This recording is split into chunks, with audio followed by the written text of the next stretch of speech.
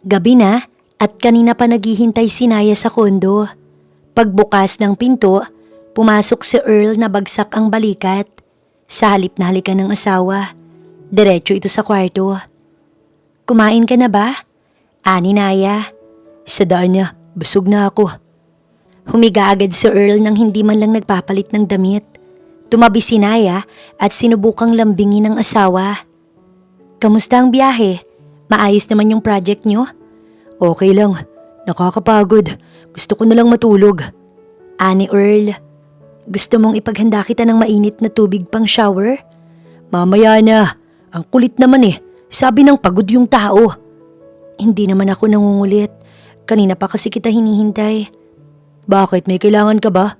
Galing ako sa malayo, Naya." "Wala naman, miss na kasi kita." "Miss? O baka may gusto ka lang i-check? Pareho tayong pagod sa trabaho. Alam mo yung routine natin." "Alam ko pero dati hindi tayo ganito. Ngayon parang ang layo mo." "Paano ko lalayo? Nandito na nga ako. Please, matulog na tayo." Tumalikod si Earl. Naiwan si Naya na nakatitig sa likod ng asawa. Damang-dama ang malaking puwang sa pagitan nila sa kama. Kinabukasan, maagang nagtimpla ng kape si Naya. Pero paglabas ni Earl, nagmamadali na itong umalis. "Kumain ka muna, maghahanda ako ng breakfast." "Wag na, Naya. Sa site na lang, malilate na ako." Hindi ginalaw ni Earl ang kape. "Earl, yung kagabi, wag na nating pag-usapan. Pagod lang tayo pareho." "Hanggang kailan tayo magiging pagod?" Nag-message si Mama. Binyag daw ng anak ni Pinsan Rina sa Sabado. "O tapos?" "Tatanungin na naman nila tayo kung kailan natin susundan. Sawang-sawa na ako." "Akala mo ba ikaw lang?" Paano kung subukan na natin yung sinabi ni Tita Minda, yung sa Quiapo?" "Seryoso ka? Arkitekto ka, engineer ako. Maniniwala tayo sa ganun?" "Sinubukan na natin ang lahat ng doktor. 5 taon na, Earl. Baka ito na yung paraan, please." Siksikan sa Quiapo. Hila-hila ni Naya ang labag sa loob na si Earl papunta sa pwesto ng manghuhulang si Aling Sinaida. Agad silang pinaupo ng matanda na tila ba kanina pa sila hinihintay. "Kitang-kita sa mga mukha ninyo ang gusto nyo." "Paano po ninyo nalaman?" "Gusto nyong magkaanak. Malinaw pero malabo." Hinawakan ng matanda ang palad ni Naya at umiling. "Gusto mo, iha, pero sarado ang iyong bahay, bata." Napaiwas ng tingin si Naya. Kinuha naman ng matanda ang palad ni Earl. "Malakas ang iyong similya, iho. Magkakaanak kayo." "Talaga po? Kailan? Lalaki po ba o babae?" "Magkakaanak kayo ng isang malusog na lalaki. Matutupad ang gusto ninyo pero..." Tinitigan ng matanda si Naya ng diretso. "Hindi sa iyo manggagaling ang bata." Ano pong ibig ninyong sabihin? Adopted po?" tanong ni Naya. "Hindi. Anak ninyo to. Dugo at laman ng asawa mo." "Ano bang pinagsasasabi ninyo? Nananakot lang kayo. Tara na nga, Naya." "Sandali, Earl. Aling Zinaida, pakilinaw po." "Narinig mo ang sinabi ko. Yan ang nakita ko. Mag-iingat ka sa mga desisyon ninyo." Hinila ni Earl si Naya palayo habang naiwang nag-iisip si Naya sa binitiwang babala ng manghuhula. Tahimik ang biyahe pa uwi. Binasag lang ito nang marinig ni Earl ang hikbi ni Naya. "Sinasabi ko na nga ba? Huwag kang maniniwala doon. Niloloko lang tayo nun para makakuha ng pera." "Pero Earl, paano kung totoo yung sinabi niya na baog ako?" "Hindi yun totoo. Sa mga doktor, naniniwala ako. Pero sa manghuhula, hinding-hindi." "Pero paano kung totoo yung sinabi niya na magkakaanak ka pero hindi sa akin?" "Imposible yun, Naya. Hinding-hindi ako maghahanap ng iba. Ikaw lang. Tayo lang." Hinawakan ni Earl ang kamay ng asawa. "Hahanap tayo ng paraan. Yung doktor sa Singapore. Pag-iipunan natin, okay?" Tumango si Naya pero patuloy na umuulit sa isip niya ang babala ng matanda. 1 linggo ang lumipas. Ipinatawag si Earl sa head office. Ipinakilala sa kanya ni Mr. Sandoval ang bagong project manager na si Dayancy. Ang itsura nito ay formal at profesional. Agad nitong inilatag ang trabaho. "Ang initial timeline natin ay 6 to 8 months. May problema ba tayo doon, engineer?" "Nabigla lang ako. Akala ko po kasi, yung project dito sa Alabang ang... May problema po sa Alabang project. This Batangas project is our priority. Kailangan ko ng mga tao ng 100% committed. Kung hindi mo kaya, sabihin mo lang. Ani Dayan. Earl, this is a big opportunity. Malaki ang tiwala namin sa'yo. Ani naman ni Mr. Sandoval. Sige po, tinatanggap ko. Next week, gusto ko nandun ka na sa site by Monday. I'll see you there. Huwag mo kong bibiguin. Naunang lumabas si Dayan, naiwan si Earl na bitbit ang bigat ng desisyon. Kinagabihan, walang ganang kumain si Earl. Napansin agad ito ni Naya. Ang tahimik mo naman, may problema ba sa trabaho? May bago kong assignment. Malaking project kaso. Sa Batangas yung site. Batangas? Malayo yun. Gaano katagal? 6 months, Naya. Baka umabot ng 8 months. Full deployment daw kasi. Ano? 6 months? Earl, iiwan mo ko ditong mag-isa? Trabaho to. Para sa atin to. Alam mong kailangan natin ng pera. Lalo na kung itutuloy natin yung pagpapatingin sa Singapore. Pero 6 na buwan? Ang tagal nun. Paano tayo? Paano yung sinabi sa Quiapo? Ano ba? Yan na naman ba? Sinabi ko ng kalukuhan yun, di ba? Kasi natatakot ako, Earl. Paano kung yun na yun? Aalis ka tapos dun mo makikilala yung babaeng sinasabi niya. Imposible! Bakit ba ganyan kang mag-isip? Bakit hindi mo na lang ako suportahan? Susuportahan kita pero ang hirap. LDR na naman tayo. Dati na nating ginawa yan at alam nating hindi nag-work. Iba na ngayon. Mag-asawa na tayo. Kailangan kong gawin to, Naya. Kailangan mo? O baka naman gusto mong lumayo muna kasi baog ako. Hindi yan totoo. Huwag mong isipin yan. Pero yun ang nararamdaman ko. Aalis ka kasi wala ka namang makukuha sa akin dito. Tama na, Naya. Nakapagdesisyon na ako. Aalis ako sa Lunes. Tapos ang usapan. Padabog na pumasok si Earl sa kwarto. Iniwan si Naya na nanginginig sa pagpigil ng iyak. Lunes, habang nag-iimpake si Earl, nakabantay si Naya sa pinto. Sigurado ka na ba talaga dyan? Napag-usapan na natin to, Naya. Kailangan. Baka pwedeng makiusap kay Mr. Sandoval kahit dito lang sa Manila. Hindi pwede. Nakakahiya. At saka ito na yung binigay sa akin. Malaking opportunity to. Paano ko? Paano tayo? Ano ka ba? Mag-asawa tayo. Tatawag ako. Uuwi ako pag may pagkakataon. Hindi yun ang ibig kong sabihin. Paano kung magbago ang lahat pag nandun ka na? Ano na naman yan? Yung hula na naman sa Quiapo? Naya, tumigil ka na. Pinahihirapan mo lang ang sarili mo. Pinapahirapan? Ako pa yung nahihirapan, Earl. Kasi ako yung may iwan dito na mag-isa. Hindi ka mag-isa. Pwede kang pumunta kina Mama. Naya, please. Huwag mo nang dagdagan. Aalis na ako. Kinuha ni Earl ang kanyang maleta. Hindi mo man lang ako hihintay na magpaalam? Kasi pag nagpaalam ka, lalo lang hihirap. Tatawag ako pag nakasettle na ako. Mag-iingat ka dito. Pagkarating ni Earl sa site office sa Batangas, agad siyang sinalubong ni Dayan na nakatingin sa relo. You're 5 minutes late, Engineer Mendoza. Pasensya na. Sobrang traffic sa SLEX. Traffic is a variable. As an engineer, you should anticipate the variables. Ayoko ng palpak. Ayoko ng mabagal. Naglakad si Dayan, palibot kay Earl. Ito ang magiging mundo natin sa susunod na 6 na buwan. Yung staff house, nandoon sa likod. Huwag kang mag-expect ng hotel service. Salamat. Ani Earl, I reviewed your files. Magaling ka raw, pero para sa akin, yung magaling, nakikita sa resulta, hindi sa papel. Mamayang 7 p.m., may welcome dinner. Be there, at huwag kang malilate. Tumalikod si Dayan at bumalik sa pagtingin sa blueprint. Ayusin mo ang gamit mo. At 3 p.m., gusto ko nandun ka na sa site inspection. Pagsapit ng gabi sa welcome dinner, maingay ang inuman. Pero tahimik lang si Earl sa sulok nang lapitan siya ni Manny, ang junior engineer.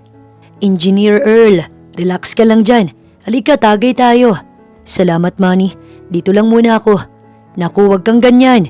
Baka pag initan ka ni Ma'am Dayan, ayaw nun ng KJ. Sa kabilang mesa, tinabig ni Dayan ang kamay ng lasing na foreman na si Berto nang subukan siya nitong akbayan. Ano sa tingin mo ang ginagawa mo? Ma'am Dayan, nagbibiro lang po. Friendly lang. Hindi ako nakikipagkaibigan. Boss mo ako, Berto, at hindi ako binabastos. Tinitigan ni Dayan si Berto. Isa pang beses na subukan mong hawakan ako ng walang permiso. Berto, sisiguraduhin kong hindi ka na makakatapak sa kahit anong site na hinahawakan ko. Umuwi ka na. Mabilis na umalis ang napahiyang si Berto. Bumalik ang ngiti sa mukha ni Dayan at itinaas ang baso. Oh, ano pang tinitingin-tingin nyo dyan? Ituloy ang inuman. Cheers! Napailing si Earl. Nakita niyang text ni Naya na nagtatanong kung nakarating na siya. Huminga siya ng malalim at ibinulsa ang telepono nang walang reply. Kinabukasan sa site, pawis na pawis si Earl habang nakikipagtalo sa subcontractor. Paano ninyo nasabing yan yung tamang specs? Malinaw sa order form ko na 16mm ang kailangan. Bakit 12mm ang dinala nyo? Engineer, yan lang po kasi yung dumating eh. Pwede na raw pong pagtyagaan, sabi ni. Pagtyagaan? Lumapit si Dayan, suot ang kanyang hard hat at sunglasses. Wala sa bokabularyo ko ang salitang pagtyagaan. Mali ang delivery? Ibalik yan. At sino ang pumirma ng receiving report na to? Biglang dumating si Manny na tumatakbo. Ma'am Dayan, si Earl, yung cement mixer po. Na-flat yung gulong sa may entrance. Na-block yung daan. Napahilamos sa mukha si Dayan. Ano ba to? Palpak Fest? Engineer Mendoza, ayusin mo to. Lahat. Yung maling bakal. Yung truck. Eto ang site mo. Gawin mo ang trabaho mo. Umalis si Dayan. Naiwan sina Earl at Manny sa gitna ng init. Sir, grabe ang init. Hindi lang yung araw. Pati si Mama. Tumahimik ka, Manny. Asikasuhin mo yung truck. Ako nang bahala dito sa bakal. Ani Earl. Matapos ang buong araw sa trabaho, sa office, inabutan ni Dayan ng malamig na beer ang pagod na si Earl. Hindi ako umuwi hanggat may palpak. Inom. Ani Dayan. Salamat. Magaling ka kanina. Yung sa truck na ayos mo. Trabaho ko yun. Naalala mo si Berto? Tinanggal ko na. Dahil lang sa biro. Ang disrespect, nagiging kapabayaan. You cut the problem at the root. Kaya wag kang magiging problema para sa akin. Tumunog ang cellphone ni Earl, si Naya. Sa harap ni Dayan, pinindot niya ang silent mode at itinaob ang telepono. Hindi naman ako magiging problema. Ngumiti si Dayan at lumabas. Kinabukasan, tinawagan ulit ni Naya si Earl. Maingay ang background. Hello? Nasa site ako, Naya. Tumawag ako kagabi. Bakit hindi mo sinagot? Nasa meeting ako. Ano bang kailangan mo? Gusto lang kitang makausap. Importante ba yun sa'yo? Busy ako, mamaya na lang. Engineer Mendoza, yung pundasyon check mo na. Sino yun? Sino yung babaeng yun? Si Dayan, project manager ko. Ibababa ko na to. Binabaan ni Earl si Naya. Lumapit naman si Dayan. Asawa mo? Bakit hindi mo sinabing may kausap ka? Hindi naman mahalaga yung pinag-uusapan namin. Talaga? Ganyan ba yung tawag na hindi mo sinagot kagabi? Anyway, problema mo na yan. Tara na. Nakasalubong nila si Manny. Sa pagmamadali ng junior engineer, natapon ang dala nitong kape sa puting sapatos ni Diane. Ay Diyos ko, sorry po ma'am. Lilinisin ko po. Gusto kong malaman kung paano mo lilinisin yan gamit ng mga plano na hawak mo. Isa kang malaking abala. Umalis ka sa harap ko. Tumakbo pa alis si Manny. Grabe ka naman. Para kape lang. Ani Earl. Kape ngayon. Malaking sukat ng bakal bukas. Dito, walang lugar ang pagiging lampa. Sa Maynila, habang nagtatrabaho, biglang umikot ang paningin ni Naya. Kukuha sana siya ng tubig, pero nanginig ang kanyang kamay at nabitiwan ng baso. Basag ito sa sahig. Anong nangyari? Ani Naya sa sarili. Lumipas ang ilang araw, nagdesisyon si Naya na magpatingin ng palihim sa isang neurologist. Ayaw niyang mag-alala pa ang kanyang ina at lalong ayaw niyang bigyan ng dagdag na iisipin si Earl. Matapos ang ilang test, kinausap siya ng doktor. Mrs. Mendoza, base sa mga nakita namin sa egg mo at sa description mo ng shaking spells, mukhang nagsisimula ka ng magkaroon ng signs of epilepsy. Ano po? Epilepsy? Dok, sigurado po ba kayo? Wala naman pong lahi namin ng may ganoon. Hindi lahat ng epilepsy ay namamana. Minsan hindi talaga malinaw ang dahilan. Ang importante, maaagapan natin ito. Magre-reseta ako ng gamot. Inumin mo to regularly. At iwasan mo ang stress at puyat. Yan ang pinakamatinding triggers nito. Tulirong lumabas si Naya ng klinika. Hawak niya ang reseta. Pakiramdam niya ay lalo siyang naging mag-isa. Isa na siyang asawang baog at ngayon may sakit pa. Sa Batangas gabi na, pero ang site office ay bukas pa. Si Earl at Dayan parehong nakatungo sa isang blueprint. Ilang linggo na silang ganito. Ang stress sa site ang naging dahilan para mas maging malapit sila. Malito, mali yung sukat ng rebar sa column 4. Sinong nag-approve na to? Teka Ma'am Dayan, tinitignan ko na. Sheet C05. Dito sa plano tama pero yung implementation report ni Manny. Shit, iba yung nilagay niya. Ilang palapag na ang naitayo ng column 4 na yan? 3 na po. Malakas na napamura si Dayan. Demolish yan, bukas na bukas. Ano? Dayan, ang laking gastos nun. Baka pwede nating i-retrofit. Hindi. Ayokong iris ang structural integrity ng building dahil sa katanghan ng isang junior engineer. I-demolish at yang si Manny. Ako nang kakausap sa kanya. Aayusin ko to. Sumandal si Dayan sa upuan at napahilamos sa muka. Gabi na at pagod na sila. Mag-order ka na nga ng pagkain. Sakit na ng ulo ko. Yung dati, sa pansit ni Aling Tess, ako nang bahala sa report na to. Ani Dayan. Sige. Sagot naman ni Earl. Habang nag-order si Earl sa telepono, tinitingnan siya ni Dayan. Ilang sandali pa'y dumating ang pagkain. Kumakain sila sa loob ng opisina, gamit ang mga plastic na kutsara at tinidor. Bukas gusto ko yang si Manny. Ilipat mo sa warehouse. Pagbilangin mo ng pako, ayoko siyang makitang malapit sa construction. Grabe ka naman Dayan, baka matuto pa yung bata. Wag dito, wag sa project ko. Pag sinabi kong ayoko sa palpak, seryoso ko. Tumingin si Dayan kay Earl. Speaking of, yung asawa mo, napatigil si Earl sa pagsubo. Anong meron sa asawa ko? Palpak din ba yung relasyon ninyo? Kasi pag tumatawag siya parang ayaw mong sagutin. At pag sinagot mo naman, parang gusto mo nang ibaba. Hindi yan. Ganun lang talaga kami. Long distance, mahirap. Mahirap? O baka naman ayaw mo na? Diretso ang tingin ni Dayan kay Earl. Kasi Earl, ilang linggo na tayong magkasama dito. Nakikita kita. Magaling ka sa trabaho. Focus. Pero pag tumatawag siya nawawala ka. Nasisira ang diskarte mo. Dayan, hindi ko alam kung saan papunta to. Simple lang Earl. Gusto kita. Nabulunan si Earl sa kanyang kinakain. Ano? Gusto kita, I like you, matalino ka, masipag. At nakikita kong hindi ka masaya. May asawa ko Dayan. Alam ko at wala naman akong pakialam dun no. Tumayo si Dayan at itinapon ang pinagkainan sa basurahan. Pareho tayong pagod. Pareho tayong stress. Pareho tayong may needs. Ikaw, yung asawa mo malayo. Ako, ako lang to. Lumapit siya sa mesa ni Earl. Hindi ako yung tipo ng babae na magpapaligoy-ligoy pa. Wala akong sinisirang pamilya kasi malinaw sa'yo na yung asawa mo pa rin ang mahal mo. Diba? Hindi nakasagot si Earl. I'm just offering a way to release the pressure para sa ating dalawa. Walang strings attached. Fuck buddies. Pagtapos ang project, tapos na tayo. Walang drama. Natulala si Earl, hindi siya makapaniwala sa narinig niya.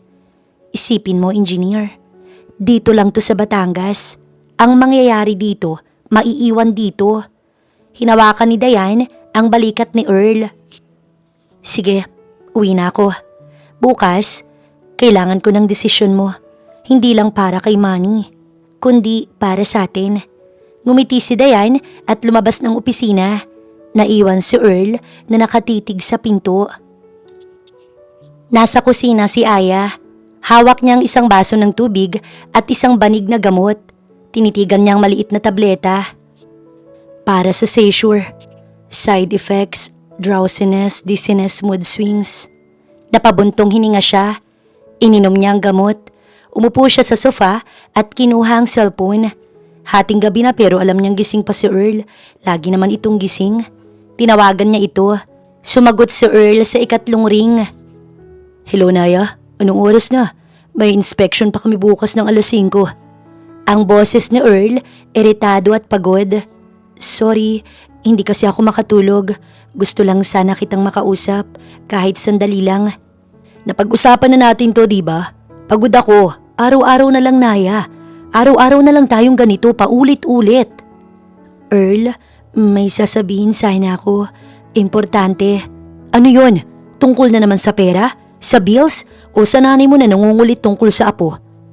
Napahigpit ang hawak ni Naya sa telepono. Gusto niyang sabihing may sakit siya. Pero ang narinig lang niya ay ang buntong hininga ng asawa niya sa kabilang linya. Naya, nandyan ka pa ba? Matutulog na ako, masakit ang ulo ko.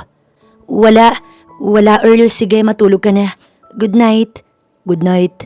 Pinatay agad ni Earl ang tawag. Naiwan si Naya na nakatitig sa kawalan. Naramdaman niya ang hilo, dala ng gamot. Humiga siya sa sofa at niyakap ang sarili. Sa staff house sa Batangas, nakaupo si Earl sa gilid ng kanyang kama. Hawak niya ang cellphone na kakatapos lang gamitin. Inihagis niya ito sa unan. Nakakasakal. Tumayo siya at nagpalakad-lakad sa maliit na kwarto. Mainit, masikip. Walang laman kundi trabaho at ang boses ni Naya na laging humihingi ng atensyon. Huminto si Earl sa harap ng pinto. Alam niya kung saan ang kwarto ni Diane. Nasa kabilang dulo lang ito ng hallway. Binuksan niya ang pinto at lumabas. Tahimik ang hallway. Tulog na ang ibang staff. Naglakad si Earl patungo sa pinto ni Diane. Huminto siya sa tapat nito. Nag-alinlangan siya sandali. Isip o damdamin, pamilya o sarili. Kumatok siya ng mahina. 3 beses. Bumukas ang pinto. Nakatayo doon si Diane. Suot ang isang manipis na pantulog. Hindi siya mukhang nagulat. Parang kanina pa niya hinihintay si Earl. Ngumiti si Diane. Akala ko, hindi ka nakakatok. Gising ka pa? Sabi ko naman sa'yo, hindi ako umuuwi hanggat hindi may natapos. At ikaw, hindi ka pa tapos mag-isip. Pumasok si Earl sa loob. Isinara ni Diane ang pinto at ito ay nilak. So, anong desisyon mo, engineer? Humarap si Earl sa kanya. Pagod, sabik at desperado. Tama ka. Kailangan ko to. Kailangan ko ng pahinga. Lumapit si Diane sa kanya. Hinaplos nito ang dibdib ni Earl. Just pure fun, Earl. Walang feelings. Walang sumbatan. Pag lumabas ka sa pintong yan bukas, boss mo ulit ako at engineer lang kita. Malinaw? Malinaw. Good. Then stop talking. Hinila ni Diane si Earl palapit. Hinalikan siya nito ng mariin. Gumanti si Earl ng halik. Ang lahat ng frustration, galit at pagod, ibinuhos niya sa halik na iyon. Nakalimutan niya ang teleponong nasa kabilang kwarto. Nakalimutan niya ang asawang naghihintay sa Maynila. Sa gabing yun, pinili ni Earl ang kanyang sarili. Kinabukasan, nasa site inspection na si Diane. Suot ang kanyang hard hat at shades. Malinis, profesional at mataray gaya ng dati. Dumating si Earl, medyo late ng ilang minuto. Engineer Mendoza, late ka na naman. Tumingin si Earl kay Diane. Naghahanap ng kahit anong senyales ng nangyari kagabi. Pero wala. Seryoso ang mukha ni Diane. Sorry Ma'am Diane, napasarap ang tulog. Wala akong pakialam sa tulog mo. Check the pouring schedule and make sure na maayos ang formwork sa second floor. Yes Ma'am Diane. Tumalikod si Diane at naglakad palayo. Sumisigaw ng utos sa mga trabahador. Napangiti ng bahagya si Earl. Totoo nga ang sinabi nito. Walang drama. Trabaho lang. Gumaan ang kanyang pakiramdam. Parang nabunutan siya ng tinik. Akala niya magiging komplikado. Pero mukhang ito ang solusyon na kailangan niya para makasurvive sa proyektong ito. Kinuha niya ang kanyang radyo. Team, let's go. Trabaho na. Masigla ang boses ni Earl. Hindi niya alam, ito ang simula ng kanyang tuluyang pagbagsak. Lumipas ang 1 buwan, naging maayos ang takbo ng trabaho sa site. Mabilis ang progress ng construction. Kasabay nito, naging madalas ang paglalaro ng apoy ni na Earl at Diane. Sa araw, sila ay boss at empleyado. Sa gabi, sa loob ng kwarto ni Diane, iba ng usapan. Nasa loob ng kotse ni Diane si Earl. Papunta sila sa bayan para bumili ng supplies. Pero alam nilang dalawa na magdi-date lang sila. Suotin mo to. Inabot ni Dayan ang isang maliit na box kay Earl. Ano to? Binuksan ni Earl ang box, isang mamahaling relo. Dayan, Rolex to ah. Sobra naman yata to. Huwag kang maarte. Regalo ko yan. Bonus. Ang ganda ng performance ng team last month. At ang ganda ng performance mo gabi-gabi. Tumawa si Dayan at hinawakan ng hita ni Earl habang nagmamaneho. Sira, baka may makakita sa atin. Wala no? At kung meron man, ano naman? Single ako. Ikaw lang naman ang may sabit. Pero teka, kailan ka huling tumawag sa asawa mo? Natahimik si Earl. Isinuot niya ang relo. Bagay na bagay ito sa kanya. Noong isang araw pa. Nag-text siya kanina. Hindi ko pa nare-replyan. See? Nasanay ka na. Mas madaling mabuhay ng walang guilt, Earl. Enjoy the moment. You deserve that watch. Bagay sa'yo. Mukha kang mayaman. Napangiti si Earl. Tiningnan niya ang relo sa kanyang pulso. Salamat. Babawi ako, Dayan. Dapat lang. Mamaya sa kwarto ko. Don't be late. Sa Maynila, sa loob ng tahimik na condominium, nag-iimpake si Naya ng maliit na bag. Maputla siya. Ang mga gamot na iniinom niya, nagpapatamlay sa kanya, pero kailangan niyang kumilos. Ilang araw na niyang nararamdaman na parang may mali. Hindi lang sa katawan niya, kundi sa kanyang asawa. Ang mga tawag ni Earl ay umiikli. Ang mga reply ay matagal at ang tono nito parang laging nagmamadali. Kinuha niya ang kanyang gamot at inilagay sa bag. Kailangan ko siyang makita, kahit saglit lang. Ani Naya sa sarili. Tumunog ang kanyang cellphone. Si Tita Minda niya ang nagrekomenda sa manghuhula. Hello, Tita. Naya, kamusta ka na? Kamusta ang asawa mo? May balita na ba? Sabi ni Aling Zenaida, malapit na raw matupad ang hula. Napahawak si Naya sa kanyang tiyan. Wala pa po, Tita. Nasa Batangas pa rin si Earl. Busy sa trabaho. Naku, puntahan mo na. Ang asawa, hindi dapat binabakanti ng matagal. Lalo na ang mga engineer. Maraming umaaligid sa mga yan. Napapikit si Naya. Tumusok sa dibdib niya ang sinabi ng kanyang tita. Papunta na nga po ako, Tita. Sosorpresahin ko siya. Mabuti. Magsuot ka ng maganda. Huwag kang magpapalosyang. O sige na, balitaan mo ko. Binaba ni Naya ang telepono. Tumingin siya sa salamin. Nakita niya ang kanyang sarili na payat, maputla at mukhang pagod. Sinubukan niyang umiti pero hindi niya magawa. Kumuha siya ng lipstick at naglagay ng kaunti para magkakulay ang kanyang labi. Ayos lang to, magiging okay din kami. Kinagabihan sa Batangas, nasa isang mamahaling restaurant, sina Earl at Dayan. Nakaupo sila sa dulo, malayo sa ibang tao. Masaya silang nagkukwentuhan.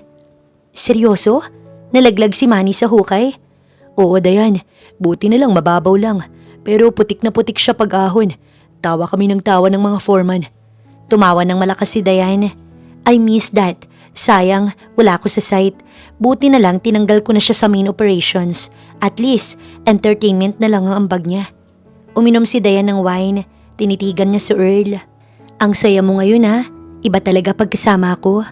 Oo naman, stress reliever ka eh. Stress reliever lang? Ngumisi si Dayan. Okay lang, basta ako ang paborito mong reliever. Biglang nag-vibrate ang cellphone ni Earl sa mesa. Nakita ito ni Dayan. Sasagutin mo ba? Tiningnan lang ni Earl ang telepono. Nakaramdam siya ng inis. Nasa gitna sila ng masayang usapan at heto na naman ang istorbo. Wag na, masisira lang ang gabi natin. Pinindot ni Earl ang reject button.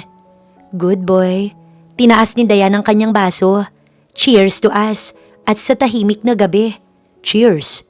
Nag-clink ang kanilang mga baso. Sa isang bus terminal, nakaupo si Naya sa loob ng bus. Puno ang sasakyan, maingay masikip.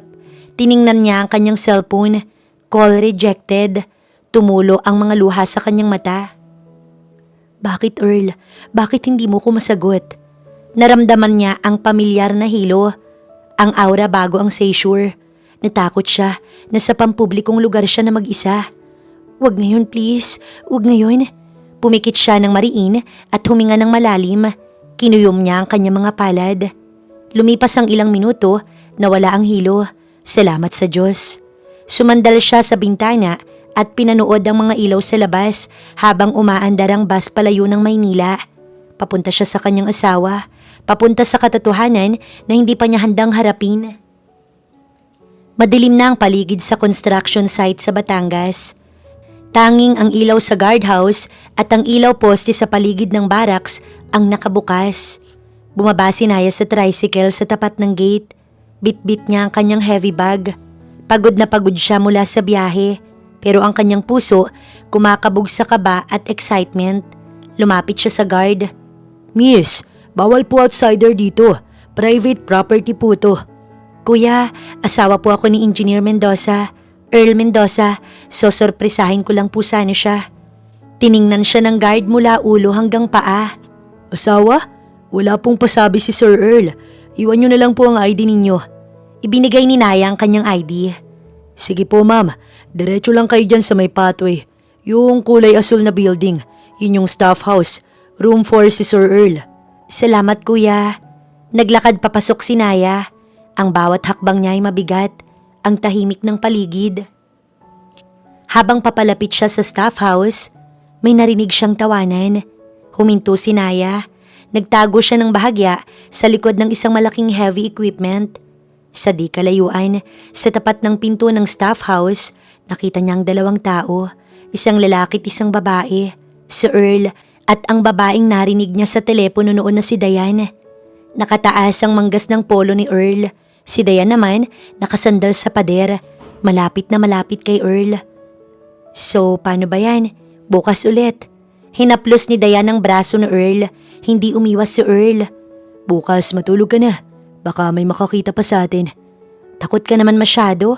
Wala namang tao, tayo lang." Lumapit palalo si Diane. Akmang hahalikan niya si Earl sa pisngi nang biglang bumagsak ang bag na bitbit ni Naya. Napalingon ang dalawa. Lumabas si Naya mula sa dilim. Ang kanyang muka magkahalong gulat at sakit. "Earl?" Nanlaki ang mata ni Earl. Mabilis siyang lumayo kay Diane. "Naya, anong ginagawa mo dito?" Imbis na lumapit at yakapin ng asawa, nanatiling nakatayo si Earl sa kanyang pwesto, parang batang nahuli sa kalokohan. Lumapit si Naya. Tinitigan niya si Diane. Maganda ito, makinis at amoy mamahaling pabango. Samantalang siya, amoy usok ng basa at pawis. "Dumalaw ako. Asawa mo ko, di ba? Masama bang dalawin ko ang asawa ko?" Ngumiti si Diane, isang ngiting puno ng pang-aasar. Inilahad niya ang kanyang kamay. "So, you must be Naya, the wife." "I'm Diane, project manager ni Earl." Tiningnan lang ni Naya ang kamay ni Diane. Hindi niya ito tinanggap. "Alam ko, narinig na kita." Ibinaba ni Diane ang kanyang kamay at tumawa ng mahina. "Nice meeting you. Anyway, gabi na, engineer. Asikasuhin mo na yung bisita mo. Good night." Tumingin si Diane kay Earl at kumindat bago pumasok sa sarili nitong kwarto. Naiwan sina Earl at Naya sa hallway. Mabigat ang hangin sa kanilang pagitan. "Halika na nga sa loob. Nakakahiya sa mga tao, Naya." Hinablot ni Earl ang bag ni Naya at padabog na binuksan ang pinto ng kanyang kwarto.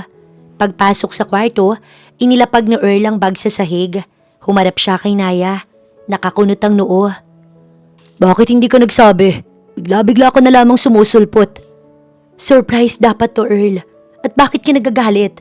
Hindi ka ba masayang makita ko?" "Hindi sa ganoon. Pagod ako, Naya. Galing ako sa trabaho. Tapos dadating ka dito ng 10 oras ng gabi. Delikado yung biyahe." "Galing sa trabaho? O baka naman galing sa pakikipaglandian sa boss mo?" Natigilan si Earl. Namula ang mukha nito sa galit. "Ano? Anong sinabi mo? Nakita ko kayo. Ang lapit nyo sa isa't isa. At yung tingin niya sa'yo, Earl, wag mo kong gawing tanga." "Boss ko siya, Naya. Nag-uusap lang kami tungkol sa site. Ikaw lang tong naglalagay ng mali siya kasi insecure ka." "Insecure? May karapatan akong maging insecure kasi asawa mo ko. At nararamdaman kong lumalayo ka na." Napansin ni Naya ang suot na relo ni Earl. Kuminang ito sa ilaw ng kwarto. "Bago yan ah." Hinawakan ni Naya ang braso ni Earl para tignan ng relo. "Rolex? Saan galing to? Wala tayong pambili ng ganito, Earl." Binawi ni Earl ang kanyang braso at itinago ito sa likod niya. Regalo. Regalo ng kumpanya. Bonus sa lahat ng engineer. Ano ba, Naya? Pati ba naman to paghihinalaan mo? Bonus? Rolex ang bonus? Earl, sabihin mo sa akin ang totoo. Wala akong aaminin dahil wala akong ginagawang masama.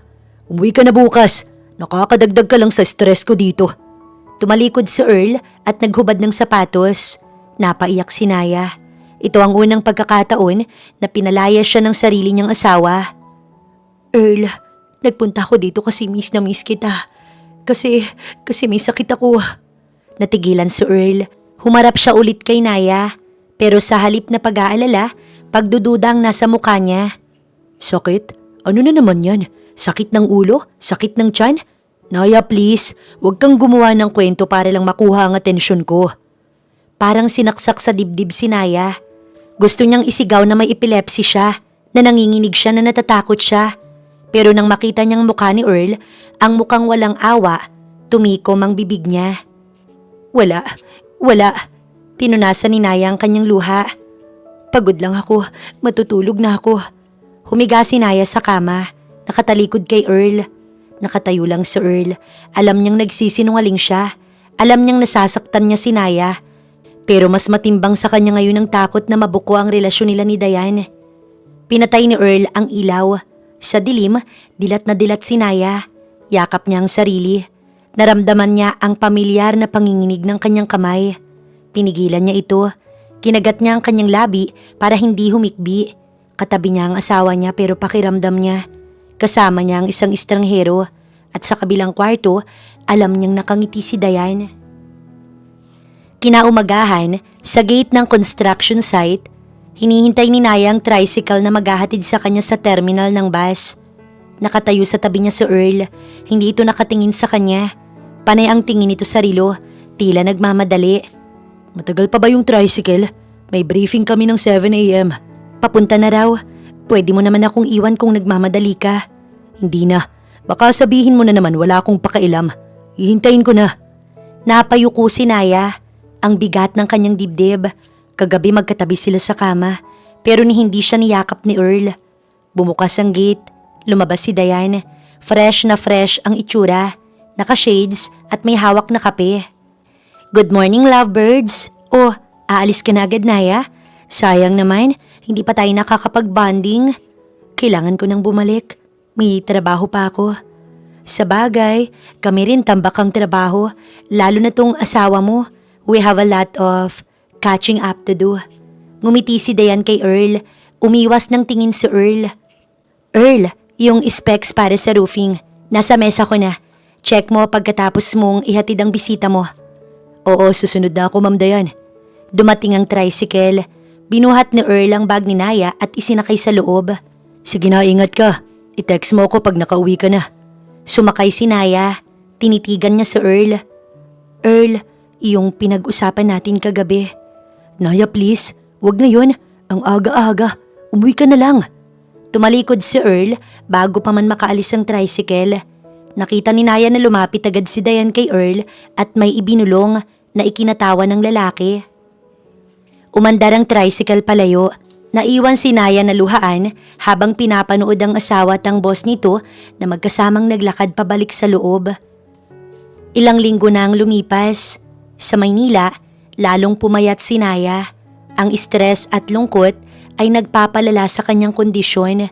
Nasa kusina siya, naguhugas ng plato. Bigla niyang naramdaman ng matinding hilo. Binitiwan niya ang plato. Nabasag ito sa lababo. Napakapit siya sa sink. Ang kanyang paningin ay nagdidilim. Ang kanyang mga kamay nagsisimulang manginig ng hindi niya mapigilan. Tulong, Earl. Napaluhod siya sa sahig. Ang kanyang katawan ay naninigas. Wala siyang kasama. Walang makakarinig sa kanya. Ilang minuto siyang nagsisur sa malamig na sahig ng kusina. Nang matauhan si Naya, masakit ang buong katawan niya. May dugo sa kanyang labi dahil nakagat niya ito. Dahan-dahan siyang bumangon, umiiyak. Kinuha niya ang cellphone niya sa bulsa. Tinawagan niya si Earl. Walang sumasagot. Tinawagan niya ulit. The number you have dialed is currently busy. Please try again later. Ibinaba ni Naya ang telepono. Yakap ang sarili, humahagul-gulo siya. Bakit wala ka? Kailangan kita. Bakit wala ka? Sa Batangas, tanghali, nasa loob ng opisina sina Earl at Diane. Nakakandong si Diane kay Earl habang nakaupo ito sa swivel chair. Naghahalikan sila. Biglang tumigil si Diane. Tinulak niya ng bahagya si Earl. Bakit? May problema ba? Napahawak si Diane sa bibig niya. Sandali. Mabilis na tumayo si Diane at tumakbo papunta sa banyo ng opisina. Narinig ni Earl ang pagsusuka nito. Tumayo si Earl at kumatok sa pinto ng banyo. Diane, okay ka lang ba? Anong nangyari? Bumukas ang pinto. Maputla si Diane. Nagmumug ito ng tubig. Nahilo lang ako. Baka sa kinain natin kanina. Gusto mo bang dalhin kita sa klinik o sa hospital? Umiling si Diane. Tinitigan niyang sarili sa salamin. Isang hinala ang pumasok sa kanyang isip. Hindi, okay lang ako. Acid reflux lang siguro to. Sigurado ka ba? Namumutla ako. I'm fine, Earl. Ang kulit mo naman eh. Kumuha ka na lang ng tubig. Kumuha si Earl ng tubig. Habang nakatalikod siya, hinawakan ni Diane ang kanyang puson. Binilang niya sa isip ang mga araw. Delayed na siya ng 2 linggo. Bumalik si Earl at inabot ng tubig. Uminom ka muna. Magpahinga ka na kaya. Ako nang bahala sa reports. Uminom si Diane. Bumalik ang kulay sa mukha niya. Bumalik din ang kanyang tapang. Kaya ko pero, sige ikaw na muna dyan. Hihiga lang ako sa staff house. Sige, ihahatid na kita. Wag na, kaya ko na. Dito ka lang, sagutin mo yung tawag ng supplier. Lumabas si Diane, naiwan si Earl. Napatingin siya sa kanyang cellphone. May 5 missed calls galing kay Naya. Huminga siya ng malalim. Ano na naman kayang problema na to? Nag-type siya ng text message. Nasa meeting ako, huwag kang tawag ng tawag. Nakakaistorbo ka sa trabaho. Pinindot niya ang send. Samantalang sa Maynila, narinig ni Naya ang tunog ng text. Binasa niya ito habang nakaupo pa rin siya sa sahig. Katabi ng mga basag na plato, binasa niya ang mensahe.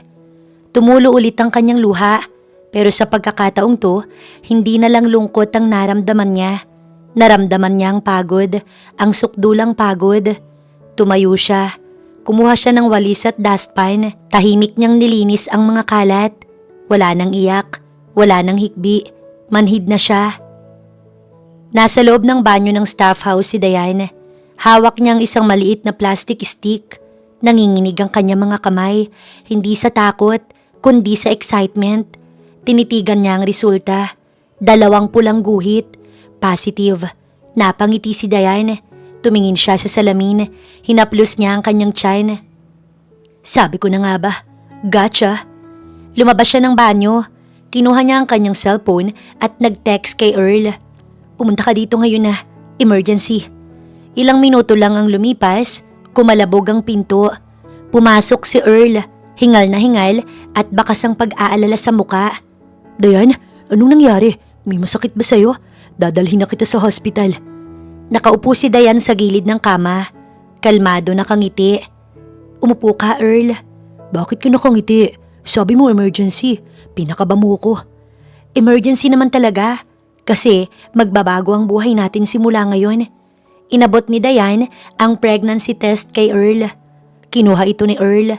Tinitigan niya ang stick. Tinitigan niya ang 2 guhit. Tumingin siya kay Diane, pabalik sa stick. Ano to, Diane? Totoo ba to? Buntis ako, Earl. Magiging tatay ka na. Parang huminto ang mundo ni Earl. Halo-halong emosyon ang naramdaman niya. Gulat, takot, pero sa ilalim ng lahat ng iyon, naramdaman niya ang isang matinding tuwa. Ang bagay na pinaka-inaasam niya. Ang magkaanak ay nasa harap na niya. Buntis ka. Magkakaanak na ako. Oo, anak natin. Lumuhod si Earl sa harap ni Diane at niyakap ang bewang nito. Idinikit niya ang kanyang tenga sa tiyan ni Diane. Salamat. Salamat, Diane. Hinaplos ni Diane ang buhok ni Earl. Binigay ko sa iyo ang hindi niya maibigay, Earl. Tandaan mo yan, ako ang nagbigay nito sa iyo. Tumango si Earl, umiiyak siya sa tuwa. Papanagutan ko to, hindi ko kayo pababayaan. Dapat lang. Dahil kung hindi, alam mo ang kaya kong gawin. Tumingala si Earl at hinalikan si Diane. Pangako, aayusin ko ang lahat. Sa Maynila, nasa harap ng ATM machine si Naya. Isinaksak niya ang card na ibinigay ni Earl para sa monthly allowance at pambayad ng bills. Pinindot niya ang kanyang PIN. Transaction declined. Insufficient funds. Kumunot ang noo ni Naya. Sinubukan niya ulit. Transaction declined. Ano? Bakit walang laman? Kakasweldo niya lang kahapon ah. Kinuha niya ang resibo. Zero balance. Kinabahan si Naya. Kailangan niya ng pera pambili ng gamot niya sa epilepsy. Paubos na ang stock niya at lalong dumadalas ang mga episodes niya. Tinawagan niya si Earl. Sa Batangas, kasalukuyang nagdi-dinner date sina Earl at Diane sa loob ng staff house para i-celebrate ang balita. Masaya sila nang tumunog ang cellphone ni Earl. Napasimangot si Diane. Sagutin mo. Sabihin mo na ang totoo. Hindi pa pwede, Diane. Baka mag-iskandalo siya. Masisira ang trabaho ko. Di gawan mo ng paraan para tumigil na siya. Kailangan natin ng pera para sa baby. Ang mahal ng prenatal check-up. Ang mahal ng vitamins. Tumango si Earl. Tama si Diane.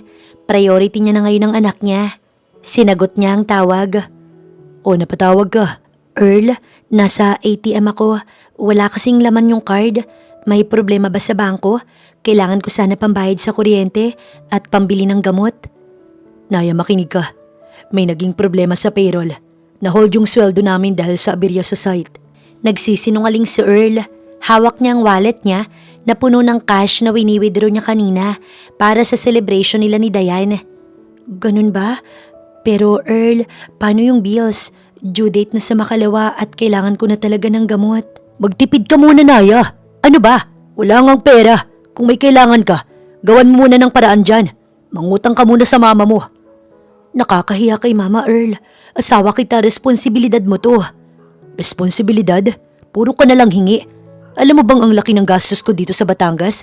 Ang mahal ng pagkain, ang mahal ng lodging. Napatingin si Earl kay Diane na nakangiti habang hinihimas ang tiyan. Basta, wag mo muna akong abalahin sa pera. Intindihin mo naman ang sitwasyon ko. Sige na. Binabaan niya ng telepono si Naya. Good job, Daddy. That money is for our baby, not for her charity. Ngumiti si Earl pero may kirot sa konsensya niya na pilit niyang tinatabunan. Para sa baby, para sa atin. Sa harap ng ATM, tulalang nakatayo si Naya. Hawak niya ang card na wala ng silbi. Tumulo ang luha niya. Hindi dahil sa wala siyang pera, kundi dahil sa naramdaman niyang wala na siyang halaga kay Earl. Gawan ng paraan. Sige Earl, gagawan ko ng paraan. Naglakad siya pa uwi. Ang init ng araw, nagpapadagdag sa hilo niya. Pagdating sa bahay, binuksan niya ang kanyang jewelry box. Kinuha niya ang kanyang wedding ring at ang isang kwintas na regalo ni Earl noong first anniversary nila. Tinitigan niya ito. Kung hindi mo ko kayang buhayin, Earl, ako ang bubuhay sa sarili ko. Kinuha niya ang mga alahas at lumabas ng bahay. Pupunta siya ng pawn shop. Isasangla niya ang mga alaala ng kanilang pagmamahalan para lang makabili ng gamot na bubuhay sa kanya. At magmula nun, nagbalik siya sa pagtatrabaho bilang freelance architect para hindi na umasa pa sa kanyang asawa. Lumipas ang 8 buwan, nasa mall si Naya. Halatado ang kanyang kapayatan, ang kanyang mga mata ay malalim at ang kanyang balat ay maputla. Siya ay nag-withdraw ng pera matapos mabayaran ng kanyang kliyente para sa kanyang architectural design at para na rin makabili ng gamot. Hindi na siya nakatanggap ng sustento mula sa asawa. Magmula nang idinahilan nitong delay ang sahod, siya na ang bumuhay sa kanyang sarili. Sa kabilang dulo ng mall, masayang naglalakad sina Earl at Diane. Malaki na ang tiyan ni Diane, kabuanan na niya. Nakakapit siya sa braso ni Earl habang may bit-bit silang mga paper bag mula sa isang mamahaling baby store. Han, ang cute nung crib na nakita natin. Bilhin na natin bukas ha. Oo naman, kahit ano para sa baby natin at para sa'yo. Ang sweet mo talaga. Buti na lang dinala mo ko dito sa Manila para manganak. Ayoko sa probinsya, walang class. Ani Diane, syempre gusto ko komportable ka. Best hospital, best doctor. Huminto si Diane. Humawak siya sa kanyang likod. Aray, ang sakit ng likod ko. At parang nahihilo ko. Okay ka lang? Upo muna tayo, baka gutom lang yan. Inalalayan ni Earl si Diane papunta sa isang bench. Naglalakad si Naya sa hallway. Nakatungo siya. Binibilang ang pera sa kanyang pitaka. Pag-angat ng kanyang tingin, parang huminto ang ikot ng mundo. Sa di kalayuan, nakita niya ang isang pamilyar na lalaki, ang kanyang asawa. Nakaalalay ito sa isang buntis na babae. Pinupunasan nito ang pawis ng babae gamit ang panyo. Ang panyong iniregalo ni Naya kay Earl noong nakaraang Pasko. Natigilan si Naya. Nabitiwan niya ang kanyang pitaka. Nagkalat ang barya at papel sa sahig. Lumingon si Earl dahil sa ingay. Nagtama ang kanilang mga mata. Namutla si Earl para siyang nakakita ng multo. Naya? Napatingin din si Diane. Nakita niya si Naya na payat, losyang at mukhang kawawa. Ngumiti si Diane ng bahagya pero agad ding napangiwi sa sakit. Earl? Humakbang palapit si Naya. Ang kanyang tuhod ay nanlalambot. Ang tibok ng puso niya ay bumilis. Buntis? Buntis siya? Tumayo si Earl. Hinarangan niya si Diane. Naya, makinig ka. Magpapaliwanag ako. Magpapaliwanag? Earl, 8 buwan akong walang narinig sa'yo. Umabot sa punto na nagbenta ako ng gamit para mabuhay. Tapos nandito ka? Namimili ng gamit ng bata kasamang babaeng yan? Lumakas ang boses ni Naya. Nagsimulang tumingin ang mga tao sa mall. Earl, ang sakit ng ulo ko. Ang taas ng presyon ko. Paalisin mo na siya. Naya, parang awa mo na, wag dito. Buntis siya. Masama ang pakiramdam niya. Masama ang pakiramdam? Eh ako, Earl. Ako. Tinanong mo ba ako kung kamusta na ako? Sumigaw si Naya. Ang galit na kinikimkim niya ng ilang buwan ay sumabog. Pero kasabay ng pagsabog ng emosyon, sumabog din ang kanyang sistema. Naramdaman ni Naya ang matinding kislap ng liwanag sa kanyang paningin. Earl, nawala ng balanse si Maya. Bumagsak siya sa sahig at nagsimulang mangisay. Hala, yung babae nagsiseizure. Tumawag kayo ng medic, tulungan ninyo. Nagkagulo ang mga tao. Pinalibutan nila si Naya. Napatigil si Earl. Akmang lalapit siya kay Naya. Naya! Pero biglang sumigaw si Diane. Humawak ito sa kanyang tiyan. May tumulong tubig sa kanyang binti. Earl, manganganak na ako. Tulungan mo ko. Napatingin si Earl kay Naya na nangingisay sa sahig at tinutulungan ng mga estranghero. Tapos, tumingin siya kay Diane na sumisigaw sa sakit. Isang segundo ng pag-aalinlangan, pinili niya si Diane. Diane, kapit ka lang. Dadalhin kita sa hospital. Binuhat ni Earl si Diane. Tinalikuran nila si Naya. Sir, yung kasama niyo. Tulungan niyo naman. Hindi lumingon si Earl. Tumakbo siya palabas ng mall, bit-bit si Diane. Sa sahig ng mall, unti-unting nawawalan ng malay si Naya. Ang huling nakita niya ay ang likod ng kanyang asawa, papalayo habang buhat ang ibang babae. Dumating ang mga medic. Miss, naririnig mo ba ako? Check vital signs. Dali natin sa nearest hospital. Bilis! Isinakay si Naya sa stretcher. Sa loob ng kotse ni Earl, nagmamaneho siya ng mabilis. Sumisigaw si Diane sa passenger seat. Bilisan mo, mamamatay ako sa sakit. Malapit na tayo, kumapit ka lang. Nanginginig ang mga kamay ni Earl sa manibela. Nakita niya sa rearview mirror ang isang ambulansya na nakasunod sa kanila. Wangwang ito ng wangwang. Hindi niya alam, laman ng ambulansyang iyon ang asawang iniwan niya sa mall. Ang direksyon nila ay isang lugar lang, ang hospital kung saan ang mangyayari na ang iniiwasang mangyari ni Earl. Maingay ang emergency room, tunog ng mga monitor, sigaw ng mga nurse at takbo ng mga stretcher ang maririnig. Ipinasok ang stretcher ni Naya. Nakadilat na siya pero hilo pa rin. Doc, female, 20s, nag-seizure sa mall. Stable na ang BP pero confused pa. Wika ng nurse. Ilagay siya sa bed 4. I-check ang history kung may epilepsy. Sagot ng doktor. Inilipat si Naya sa isang kama. Pinilit niyang bumangon. Umiikot pa ang paningin niya. Nasaan ako? Ma'am, nasa hospital po kayo. Magpahinga muna kayo. May tinawagan na kaming kamag-anak sa cellphone ninyo. Earl? Napapikit si Naya. Naalala niyang nangyari. Ang mall, ang asawa niya, ang buntis na babae, ang sakit. Mas masakit pa sa seizure ang naramdaman niya. Sa kabilang pinto ng ER, Pumasok si Earl, tulak-tulak niyang wheelchair kung saan nakasakay si Diane. Umiiyak si Diane at hawak ang tiyan. "Tulong! Manganganak na ang partner ko! Tulong!" Lumapit ang mga nurse. "Sir, dito po tayo sa triage. Anong nararamdaman niya?" "Masakit. Earl, wag mo akong iiwan." "Nandito lang ako, wag kang mag-alala." Hinawakan ni Earl ang kamay ni Diane at hinalikan nito. "Kaya mo yan, para sa baby natin." Sa bed 4, narinig ni Naya ang boses. Ang pamilyar na boses na ilang buwan niyang hinanap-hanap. Binuksan niya ang kortina na humaharang sa kanya at doon nakita niya.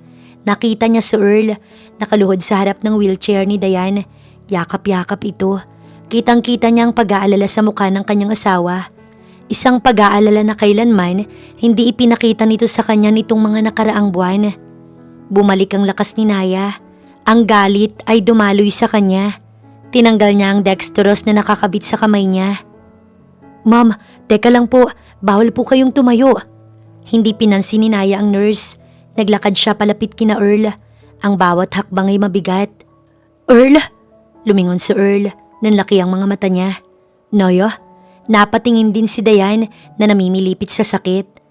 Ang kapal ng mukha mo." Lumapit si Naya at walang sabi-sabing sinampal si Earl. Umalingaw-ngaw ang sampal sa buong ER. Tumigil ang ilang tao sa paggalaw. "Naya, huminahon ka. Nasa hospital tayo." "Huminahon? Iniwan mo ko. Iniwan mo kung nangingisay sa sahig ng mall para sa babaeng yan." Dinuro ni Naya si Diane. "Earl, paalisin mo siya. Stress, nakakasama sa baby." Umaktong natatakot si Diane. Sumiksik kay Earl. "Naya, tama na. Buntis siya. Delikado ang lagay niya." Tinulak ni Earl si Naya palayo kay Diane. Napaupo sa sahig si Naya. Gulat na gulat si Naya.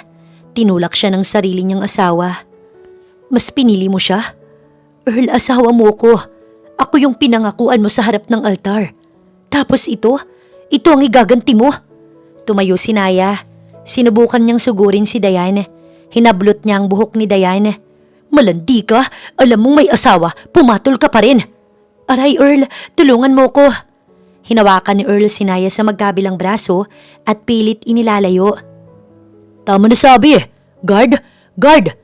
Bitiwan mo ko. Mga hayop kayo, winasak niyo ang buhay ko." Nagpupumiglas si Naya. Sinisipa niya si Earl. "Sabi mo busy ka? Sabi mo walang pera? Yun pala, binubuhay mo ang kabit mo at ang anak ninyo habang ako nagdidildil ng asin. Habang ako namamatay na sa sakit." Dumating ang mga guard at hinawakan si Naya. "Ma'am, tama na po. Huwag po kayo manggulo dito. Huwag niyo akong hawakan. Earl, tignan mo ko. Tignan mo ang ginawa mo sa akin." Tumingin si Earl kay Naya. Nakita niyang duguan itong kamay dahil sa pagkakatanggal ng dextrose. Nakita niya ang payat nitong katawan, ang gulugulong buhok. Nakaramdam siya ng awa, pero mas nangingibabaw ang takot para kay Diane. "Umuwi ka na, Naya. Tapos na tayo. Matagal na tayong tapos." Tumigil si Naya sa pagpupumiglas. Ang mga salitang iyon ay parang bombang sumabog sa kanyang pandinig. Binitiwan siya ng mga guard nang makita nilang hindi na siya nanlalaban.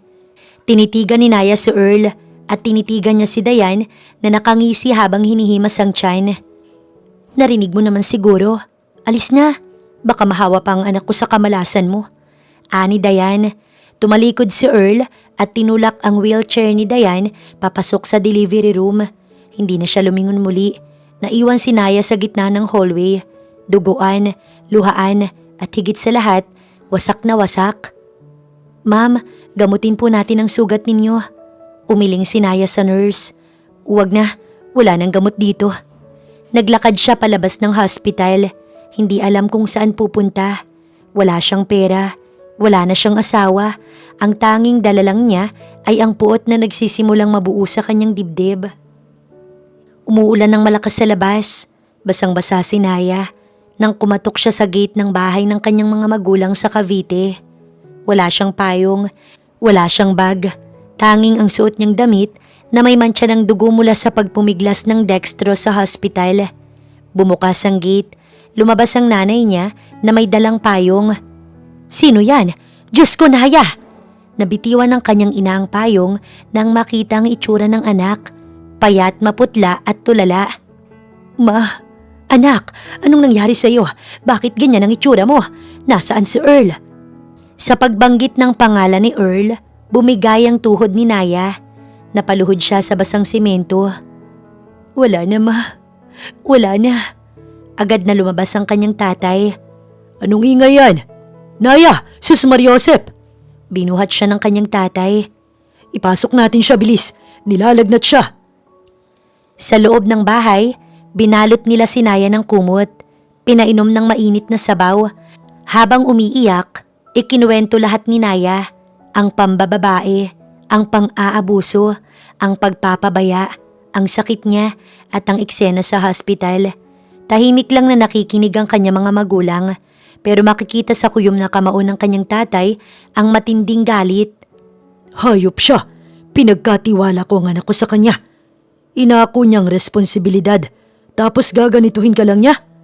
Tumayo ang kanyang ama. Kinuhang susi ng kotse. Saan ka pupunta? Pupuntahan ko ang lalaking yun.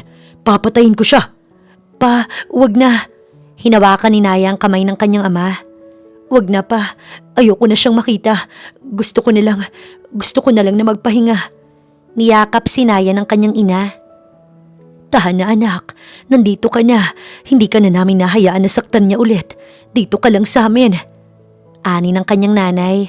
Pumikit si Naya. Sa wakas, naramdaman niya ang seguridad na matagal niya nang hinahanap. Samantala sa hospital, nasa delivery room si Earl. Hawak niya ang kamay ni Dayan. Pinagpapawisan si Dayan. Namumutla. Sige, Mrs. Iripa. Labas na ang ulo ng bata.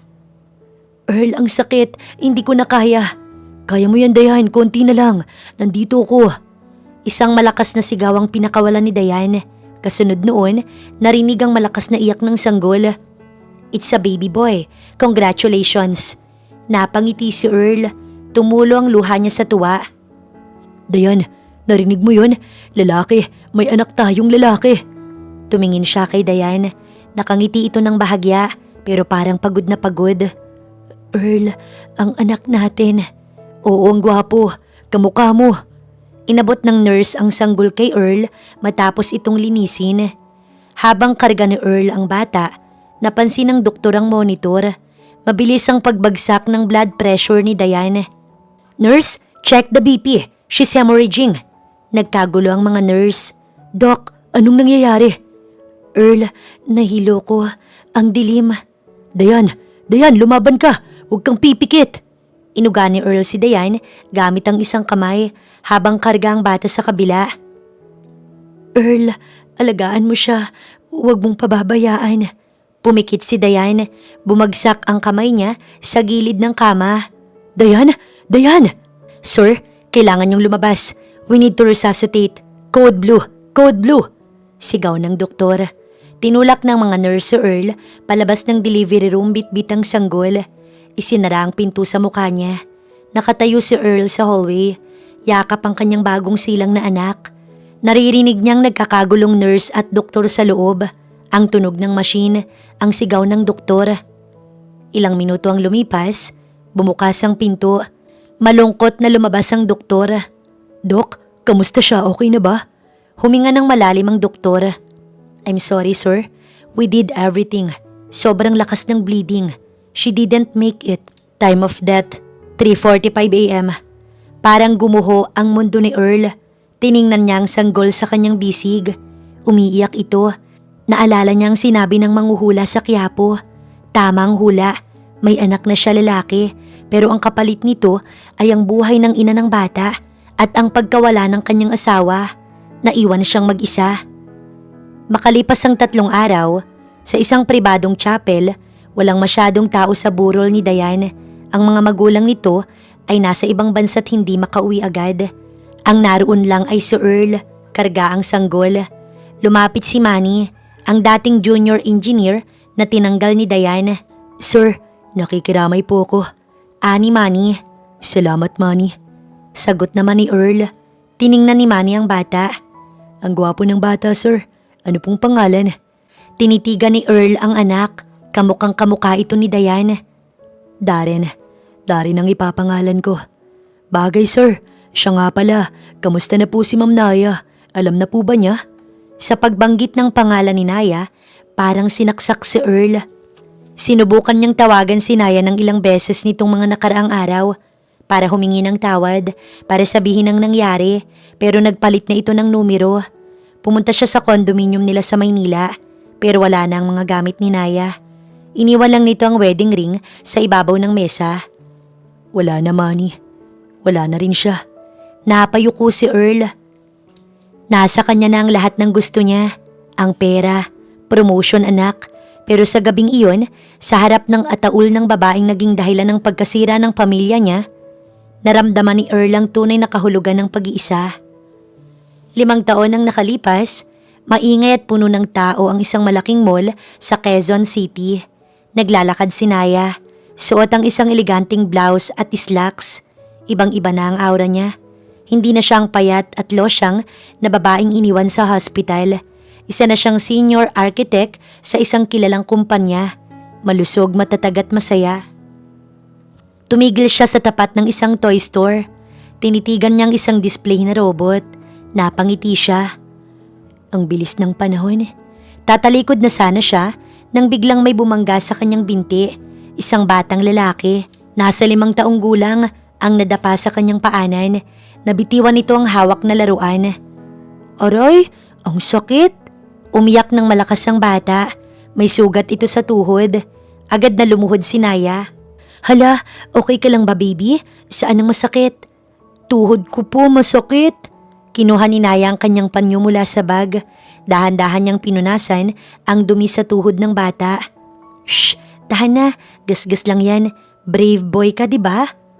Tumingala ang bata kay Naya. Humihikbi pa rin ito pero tumigil na sa pag-iyak. Opo, brave po ako. Good. Anong pangalan mo? Darren po. Hello Darren, ako si Tita Naya. Nasaan ang daddy o mami mo? Tumingin-tingin ang bata sa paligid. Nawawala po si daddy. Tumakbo po kasi ako. Bago pa makasagot si Naya, may narinig silang boses ng lalaki na sumisigaw. Ang boses ay puno ng takot. Darren! Darren! Lumingon si Naya. Mula sa crowd, tumatakbo ang isang lalaki. Nakasuot ito ng simpleng t-shirt at jeans. May bitbit itong malaking bag na pambata. Medyo magulo ang buhok at halatang pagod, pero kilalang kilala ni Naya ang mukha nito. Huminto ang lalaki nang makita ang bata. Darren, Diyos ko, sabi ko wag kang tatakbo. Lumapit ang lalaki at niyakap ng mahigpit ang bata. Sorry po daddy, nadapa po ako. Okay lang anak, ang mahalaga nakita kita. Sa susunod wag mo nang gagawin yun ha, papatayin mo ko sa kaba. Tumayo ang lalaki para pasalamatan ng tumulong sa anak niya. Miss, salamat sa pagtulong sa... Nag-angat ng tingin ng lalaki. Nagtama ang kanilang mga mata. Natigilan si Naya, natigilan si Earl. Parang huminto ang ingay ng mall. Naya? Earl? 5 taon. 5 taon na silang hindi nagkikita. Marami ang nagbago. Wala nang yabang sa mukha ni Earl. Wala nang mamahaling relo. Ang nasa harap ni Naya ay ang simpleng tatay na nag-aalala sa anak niya. Ikaw nga. Tumayo si Naya. Inayos niya ang kanyang damit. Ako nga. Kamusta Earl? Mabuti ito. Ito ang anak ko si Darren. Tinitigan ni Naya ang bata. Gwapo. Matangos ang ilong. Kamukha ni Earl, pero nandoon ang mga mata ni Diane. Ang laki na niya. 5 taon? Oo, 5 taon. Nagkaroon ng awkward silence. Daddy, siya po si Tita Naya. Ginamot niya po yung tuhod ko. Napangiti ng mapait si Earl. Salamat Naya. Kahit kailan matulungin ka pa rin. Wala yon, sige. Mauna na ako. Baka hinihintay na kayo ng asawa mo. Sa pagbanggit ng pangalan ni Diane, yumuko si Earl. Nawala ang ngiti sa mukha niya. Hinawakan niyang balikat ni Darren. Naya, patay na si Diane. Natigilan si Naya. Ano? Wala na siya. 5 taon na. Namatay siya nung ipinanganak niya si Darren. Nanlaki ang mga mata ni Naya. Hindi siya makapaniwala. Ang babaeng sumira sa pamilya nila. Ang babaeng kinamuhian niya wala na. Paano? Anong nangyari? Bakit? Complications sa panganganak. Hindi kinaya ng katawan niya. Tumingin si Earl kay Naya, ang mga mata puno ng lungkot at pagsisisi. 5 taon, Naya. Ako lang mag-isa. Ako lang ang nagpalaki sa kanya. Nakita ni Naya ang hirap sa mukha ni Earl, ang mga guhit sa noo nito, ang simpleng pananamit. Malayo ito sa Earl na ambisyoso at makasarili noon. Sorry, hindi ko alam. Okay lang, kasalanan ko naman ang lahat. Ito ang parusa sa akin.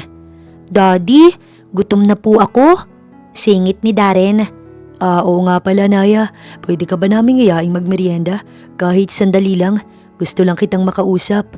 Nag-alinlangan si Naya, pero nang makita niya ang inosenteng mukha ni Darren at ang nagmamakaawang mata ni Earl, tumango siya.